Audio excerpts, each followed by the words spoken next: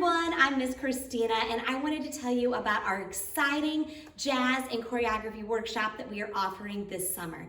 We have 2 levels and each level consists of 7 classes over the series of the summer. So depending on which level that they're in, the higher level will do the first 4 weeks as a jazz-focused intensive. And then their 5th week, they're going to do a choreography 101 class. Their 6th week, they will then apply what they learned from the previous week to actually creating choreography. And then their 7th and final week, they will put that choreography onto the other workshop so that way it becomes a student choreography opportunity.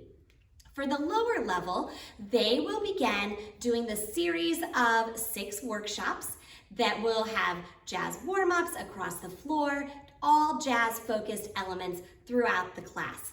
Then that last week, they will have choreography set from the older students, and we will wrap everything up with a performance for the parents on that final class. We are so excited. It kicks off next week, and we hope that you sign up.